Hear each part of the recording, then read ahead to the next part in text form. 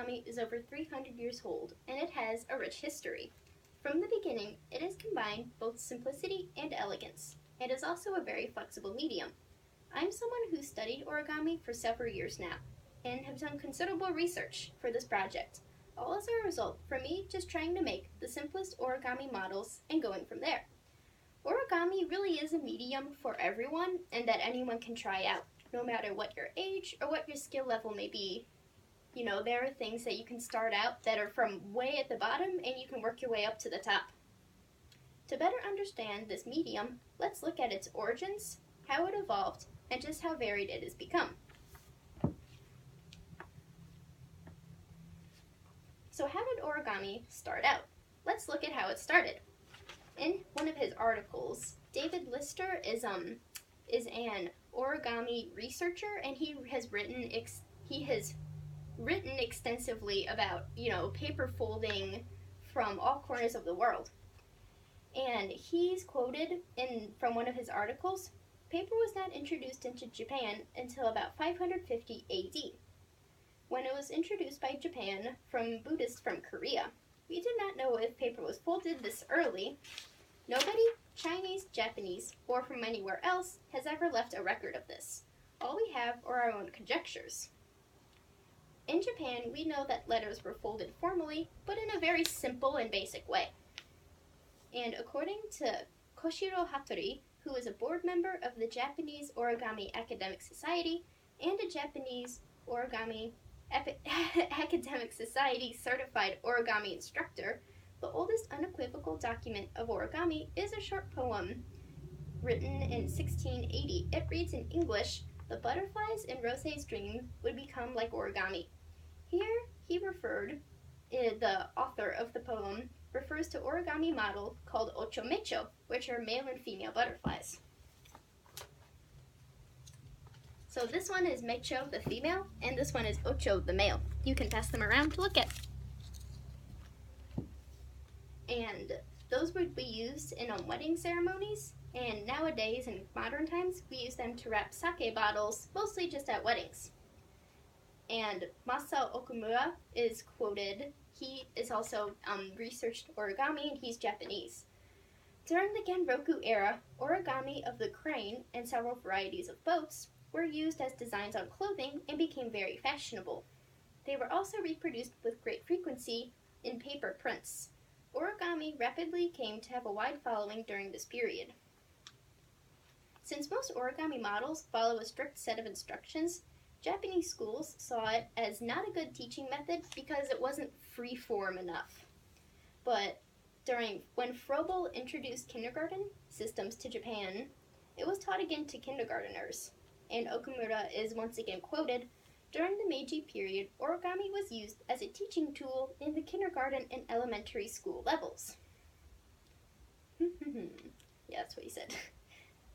Okay, now that we've covered the origins of origami, let's look at how it evolved.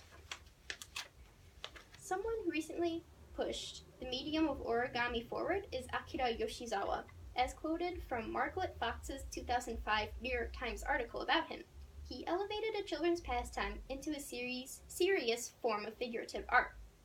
And he pioneered a technique known as wet folding that allows a dampened paper to be molded into sculptural forms, like the marvelously ugly crenellations, the back and forth patterns and all the details of a gorilla's face.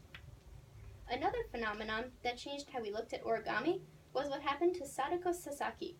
Sadako was 2 years old when the atomic bomb dropped by the American forces during World War II was dropped on Hiroshima, Japan in 1945. And also, in the article from the Japanese Hiroshima Peace Project says, by the time she was 12, in 1955, she was dying of leukemia. Her classmate told her about a famous Japanese legend, so she decided to fold 1,000 origami cranes so that she could live. And that's referring to the Japanese legend that if someone folds 1,000 paper cranes, they could have any one wish granted. And obviously her wish was to be cured of the leukemia she had. And the origami crane is a popular Japanese figure, and I have brought my crane with me today. And, the very mythicized version of the story that's epitomized in the book that's called A Thousand Paper Cranes, it tells the story that she only folded 644 before she died, and that her classmates, finished the rest of the 1,000 and that she was buried with them. But in actuality, her parents and those who knew her, they claimed that she actually did complete the 1,000, and she even made more after she passed the number 1,000. But she obviously died at the age of 12 from leukemia, and a statue was erected of her, and every year people leave wreaths of paper cranes and remember her wish for world peace. Oh gosh.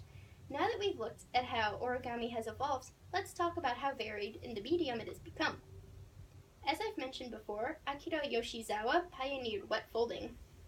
And people who utilize wet folding typically employ thicker paper, and this process allows for fewer wrinkles and for the paper to better hold curves.